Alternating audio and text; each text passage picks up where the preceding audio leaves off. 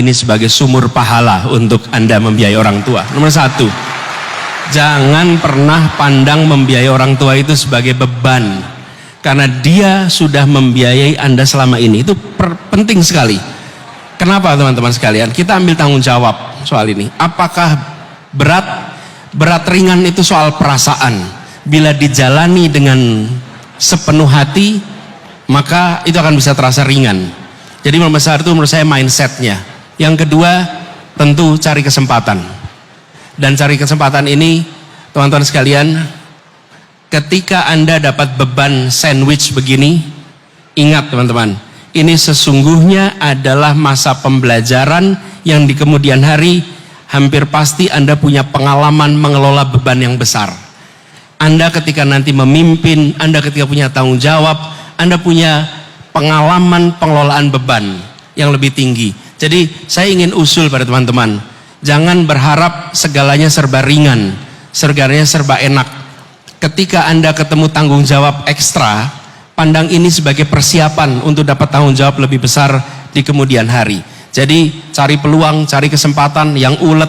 Kalau orang lain hanya belajar, kemudian di kosan, Anda harus belajar dan bekerja, dan seberat-beratnya apa yang Anda alami, Anda boleh bilang pada diri sendiri, saya bukan orang pertama yang melewati ini. Pasti ada orang lain sebelum saya melewati ini, dan if they survive, I will survive. Gitu kira-kira. Baik, Mas Anies, saya mau bertanya isu kekinian, dan saya akan tanyakan ini ke seluruh bakal calon presiden yang ada. Lingkungan hidup, spesifiknya isu Rempang, Mas. Yang kaitannya dengan proyek strategis nasional yang saat ini dijalankan pemerintah untuk pembangunan, investasi, dan penciptaan lapangan kerja. Karena kalau kita lihat dampak dari PSN ini, konflik agraria terus muncul dan kadang menimbulkan korban kekerasan. Ada datanya, Mas, catatan konsorsium pembaruan agraria, setidaknya ada 32 letusan konflik agraria dan 11 diantaranya terkait dengan proyek strategis nasional.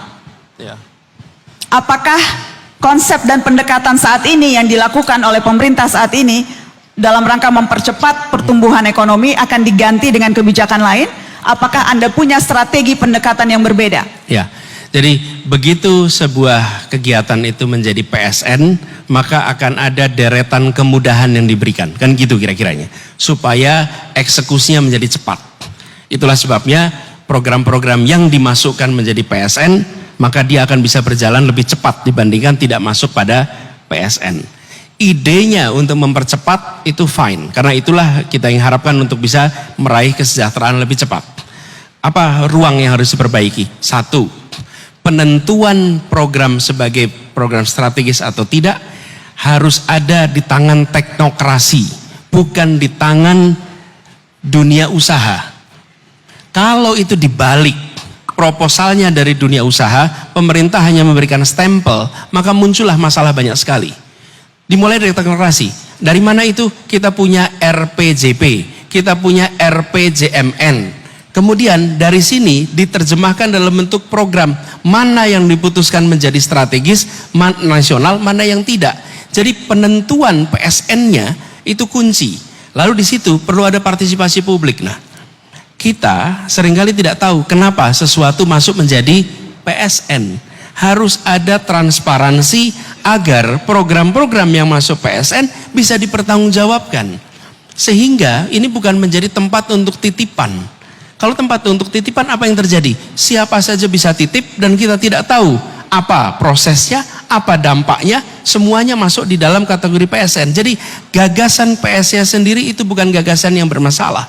Tetapi kriteria masuk PSN-nya harus dibuat transparan, jelas. Yang kedua, prosesnya teknokrasi.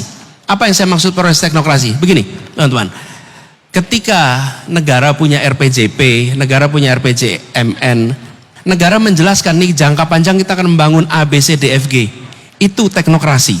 Tapi kalau non teknokrasi, begini nah, saya punya keinginan untuk investasi di sini sebagai pengusaha. Lalu kemudian saya mencoba untuk menawarkan gagasan ini kepada kementerian A, B, C, D, E. Lalu jadilah dia PSN. Ini namanya profit orient atau profit center penentuannya. bukan kepada kepentingan publik. Begitu, nah jawaban. Apakah itu artinya jika kalau nanti Anda terpilih, Anda akan melihat ulang daftar PSN yang ada saat ini, termasuk diantaranya, saya tahu Anda sudah sering ditanya soal ini, tapi Ya. saya mau tanya lagi Mas, Ya. termasuk proyek ISN yaitu IKN. Dan itu bukan hanya kemudian selera presiden, selera menteri, dibuka kepada publik, diberikan kesempatan untuk pembahasan bersama publik. Maka program-program yang memang sejalan dengan kepentingan publik pasti akan jalan. Tapi program-program yang belum tentu sejalan dengan kepentingan publik, pasti publik tidak akan menerimanya. Jadi bukan kemudian saya secara selera pribadi 1, 2, 3, 4, bukan. Tapi libatkan publik, dan saya percaya kalau libatkan publik, maka publik akan bisa memilih yang baik. Gitu. Baik. Kita kasih tepuk tangan untuk bakal calon presiden dari Koalisi Perubahan dan Persatuan, Anies Baswedan. Sudah 1,5 jam bersama kita. Mas Anies, saya ingin memberikan pertanyaan penutup, Mas. Tapi kita bikin... Sudah selesai ya? Sudah selesai, Mas? Oh. Tidak terasa atau gimana? Nggak kerasa. Nggak terasa ya? Mau lanjut sampai malam, tapi nggak Mas. Harus adil karena setelah ini saya akan berbincang dengan Mas Ganjar Pranowo dan juga berbincang dengan Pak Prabowo Subianto. Mas Anies, saya mau tanya pertanyaan terakhir dan lagi-lagi supaya adil, ini pertanyaan yang akan saya ajukan ke semua bakal calon presiden. Saya mau minta Anda refleksi, Mas. Refleksi. Karena sebagai pemimpin itu harus punya kemampuan refleksi diri. Bukan hanya bisa memahami orang lain, bukan hanya bisa memahami rakyatnya, tetapi juga bisa memahami diri sendiri. Nah, kalau bicara refleksi, itu erat kaitannya dengan kegiatan bercermin. Jadi supaya seru, saya mau minta teman-teman Mata Najwa, boleh nggak ada cermin besar di sini supaya Mas Anies bisa ngaca? Mas Anies, saya akan meminta Anda untuk berbicara dengan pantulan bayangan Anda sendiri, Mas. Seolah-olah Anda berbicara dengan diri sendiri. Kapan lagi ngerjain capres suruh ngaca kan?